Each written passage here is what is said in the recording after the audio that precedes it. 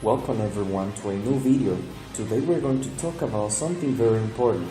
So let's get started. Schools are institutions designed to provide learning spaces and learning environments for the teaching of students. We can all agree that education is truly important for any individual looking forward to developing its character. We spend a very significant part of our lives in school, but also we spend our entire lives learning. The school system does not really teach something which is essential. Not many people accomplish to unlock. What I refer to is the ability of how to learn rather than what to learn. What is different here? Instead of teaching an individual how to memorize the right answers, ask how to engage their own minds to a process on how to come up with a logical answer by questioning things. This can also be referred as critical thinking. This process is so important because it teaches how to be adaptive, how to innovate in order to solve problems and keep the spark of curiosity alive. Consequently, you no longer have to push knowledge on people because they actually want to learn. In other words, there is no need to force learning. Many often we will find questions such as these ones. How do you know that works? How do you prove that's true? Would you learn how to ride a bike from a book? Or would you learn how to swim from a book? The problem here is that the school system does not teach you the stress, the pressure, how to deal with the setbacks and rejections. These are some of the most important things we must dominate in order to learn how to face obstacles. Let's take a look at the following. In the school system, let's pretend you're taking an exam and you don't know the answers to a question and you ask one of your partners. How is that called? Cheating, that is right. So guess what? In real life it's called teamwork.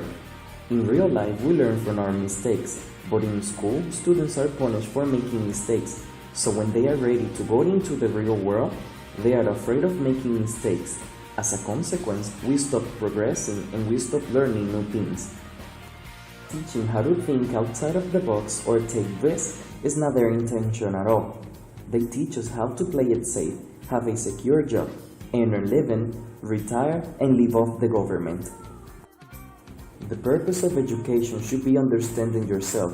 What are your weaknesses? What are your strengths? What gifts do you possess? How can you make this world a better place? What kind of value are you going to give to the world? How can you be the best you, not just academically? It is not strange to people that there are so many forms of intelligence, and how come we don't learn that? How come teachers don't encourage students to develop those skills and talents? Instead of just giving students the answer, they can use formulas and different ways to get to the result in order to produce critical thinking and curiosity. Students will develop their own methods for coming up with ideas which emerge through interactions among them, which is something that is significantly reducing because of the advancement of technology, simultaneously leaving behind the advancements of education. The most effective way of learning is through experimentation, practicing and trashing what we don't need, taking in anything that can help us get to the result we want. This world has progressed, and now more than ever we need people who think creatively, innovatively, critically, independently, with the ability to connect. We students are a small percentage of the population, but we are 100% of the future. We can and must change this world. Thank you so much for watching, guys. I really hope that you have learned something from me.